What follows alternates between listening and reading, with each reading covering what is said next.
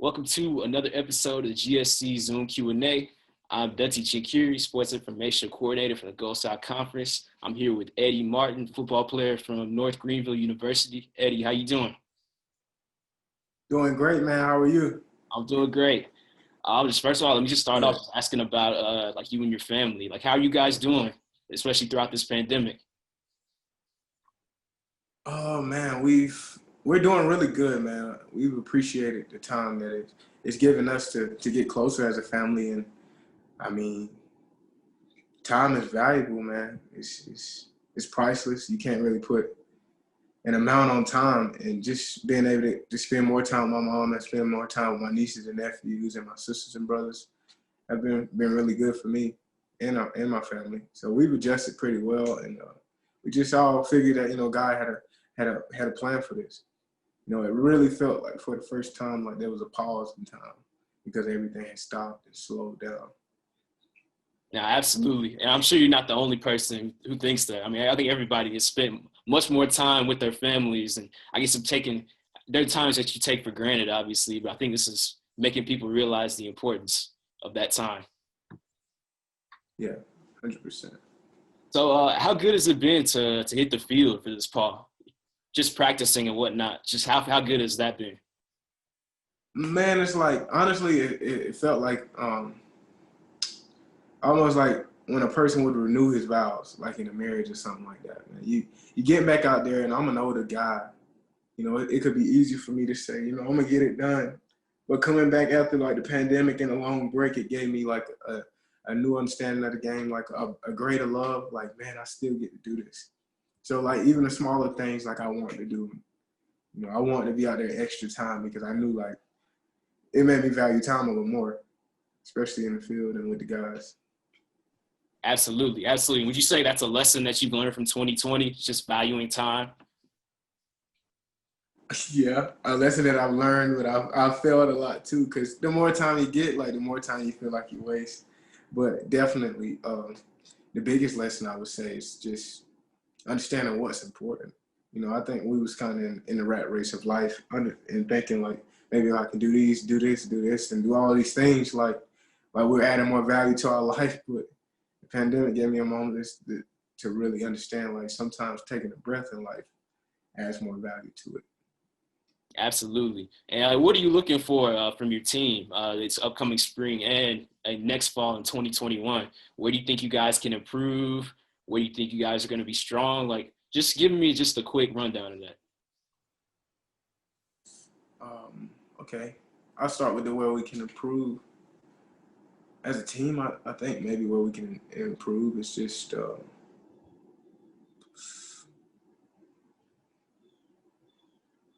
I would say chemistry, because I mean we got a very competitive team, but I think over the course of like this time, like maybe small cliques can be formed, and I think that's not really like good for a team.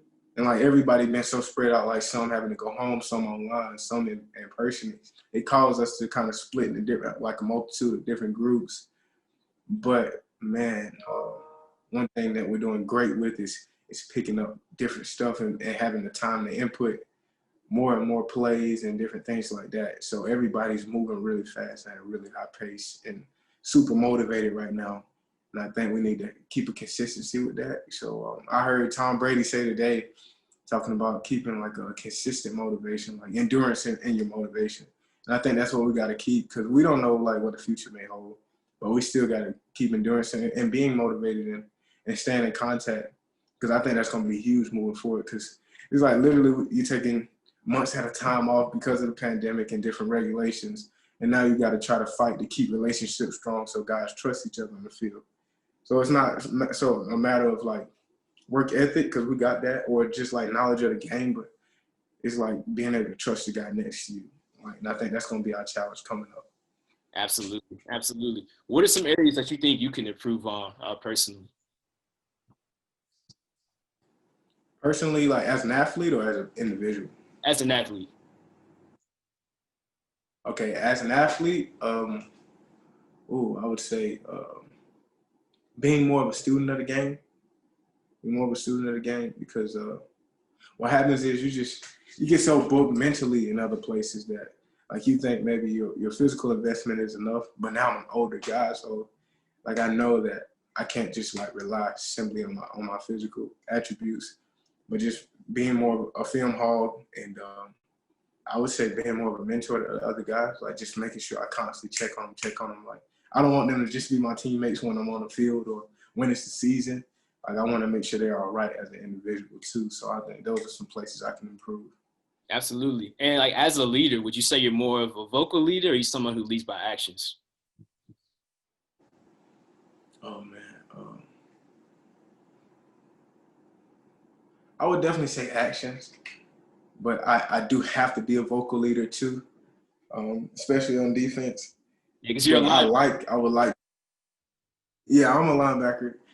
So I would like to lead by actions more because I feel like that speaks a lot louder than words. Like when you can do something and incorporate it and show people like this is how you do it, then they'll be able to listen to like whatever you voice. So I try to do my actions first, like one like not requesting anything of somebody that I wouldn't do. Absolutely, absolutely. And I've read that you've done a bit of ministry work. Could you just talk a little bit about that? Sure. So man, coming in North Greenville, I didn't really go home much. So during the breaks, there was a mission trip to New Orleans, and I knew I wasn't going home for the spring break just because I didn't want to. I was enjoying the new scenery, and Mr. Spearman was telling us, which was our team chaplain at the time, he was like, "We're going to New Orleans." I was like, "Sure, I go," because I didn't know exactly what a mission trip was. I'm thinking like, we're going to play sports, we're going to do this with kids. And I'm like, I love sports and I don't mind kids. Let's do it. And we get down there and they started talking about sharing the gospel, man.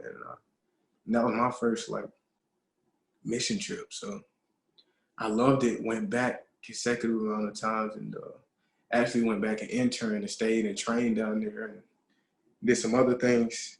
And man, it was just amazing, man. And, God opened that door, and then so many other doors started to open.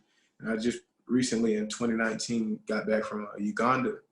That was my first out of the country experience, and man, he's just been opening like so many doors, just showing me his faithfulness in other people's lives, and everybody feels good helping somebody, you know, and it just feels good, you know, better than anything else. So I mean, I just fell in love with trying to serve however I could, and man, I just watched God's faithfulness and His blessings on me through doing that. You know, not only through college and opening different doors, but even in my family. So Absolutely. That's been like ministry. I've been serving the youth in different areas in the community and stuff like that. Absolutely, absolutely. That's awesome. So right now you're in grad school. You said you're an educational studies major in grad school. Like what? Say that again.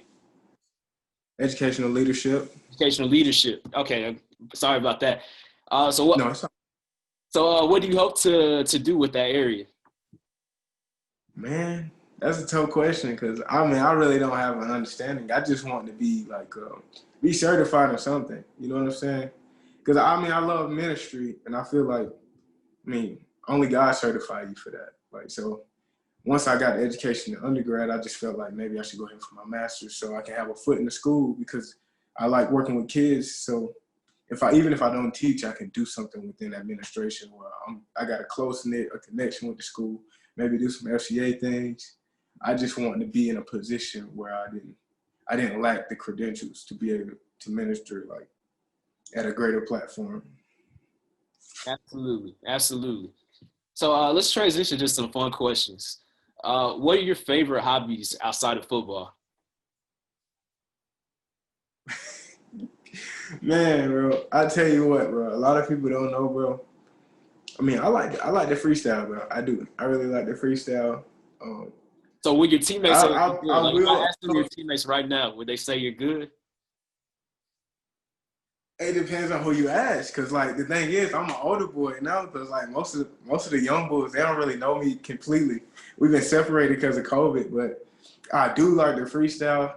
I will play on the game just a little bit, not really much. I got a game, I don't really touch it like that, but man, like Greenville's a beautiful place. I love to go and sightsee. A lot of mountains around. I do play ball a little bit. I don't tell my coach that, but I do play a little ball and stuff. A little basketball. That's about it, man. I just, really, whenever, like, it's really rare that you get free time with school and ball and stuff like that. So whenever I am, I'm trying to do something pretty chill, something fun. I hear you. So when you game, are you playing 2K? You playing Madden? You playing NCAA? Like what? Oh man, if I got the guys, then I'm on 2K or Madden. If it's just me, I'm on Call of Duty or something like that. That's pretty fun for me.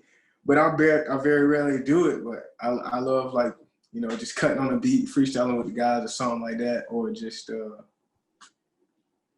going on adventures. Like, bro, let's hit this up. Like, let's go see this mountain. Like, let's go on this hike. So stuff like that.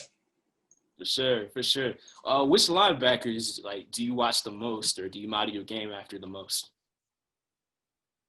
Oh man, I would have to say Patrick Willis. I really love Patrick Willis, the game, like how he plays. He's so fast. He's physical, but like, man, you see him off the field, you wouldn't think nothing of this, man. You wouldn't think he would be anything like that. So I would have to go with Patrick Willis because, man, he's underrated, man, underestimated, but he's really good. Now, in my opinion, one of the greatest linebackers probably in the past, like, 10 years, got to be Patrick Willis. I'm from Mississippi, too, so he played for Ole Miss, so definitely got to see him a few times. So, for sure, I like that answer, Patrick Willis. What's your favorite North Greenville football memory? Favorite North Greenville football memory? Oh, man, these are some good memories. My favorite? Oh, my favorite was when we had to practice in the parking lot, bro. So we had lightning in the area, and we had, like, a really important game coming up. And the way Tigerville set up, like, it can be lightning right here, like, and then 5 miles to the left. Like, it's no longer lightning. So we grabbed our pads and stuff like that, and we got on the bus, and we traveled to a church parking lot. And we got in our cars and followed each other to a church parking lot down the street. And, like, we literally had practice with pads and sneakers on in the parking lot. So y'all had, like, everybody on the roster, all the coaches in a church parking lot. Yes, man, yes. And you know how people will say, man, I'll practice on the concrete in the parking lot. It don't matter to me. And, like, we really living this out, bro. Like, we're practicing in the parking lot. That had to have been one of the most fun practices, I'm sure. And it was fun, man. One last question. What type of music do you usually listen to, like, pregame? Or, like, do you have any pregame rituals that you do? I do got some pregame rituals. Man, this may be weird, but I do talk to myself in the mirror, like splash myself with water, because, like, to play in the linebacker position, there's no matter what, you're undersized compared to an offensive lineman. So you're trying to get off a block always, and then you got 220 pounds of force running at you. So you don't have time to think and, like, really evaluate, can I do this? Like, you got to know it, like, as soon as you get in there. So I think it's more of, like, a mindset thing, like believing in yourself thing. That became like a pregame ritual in high school. Just looking myself in the eyes and, like, digging deep, like, am I ready to do this? Like, really connecting with my inner self. Like, I think I can do this. But, like, music, oh man.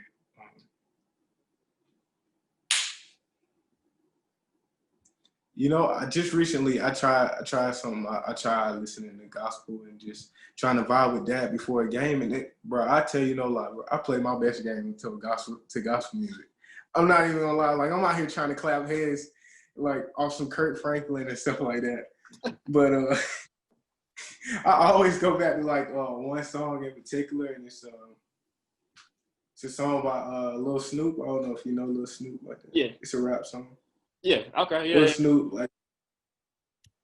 So I always go back and listen to him. Like, no, I think it's Nobody Does It Better, and the reason why is because it just allows me to reflect on, like, those tough moments, like, coming up, like, what really, like, my why, like, why I do this, and and how like nothing was really handed, but everything was worked for, and it allows me to really get in touch with, like really flash back and feel like some of the struggle, and that be like the reason why like I can't give up.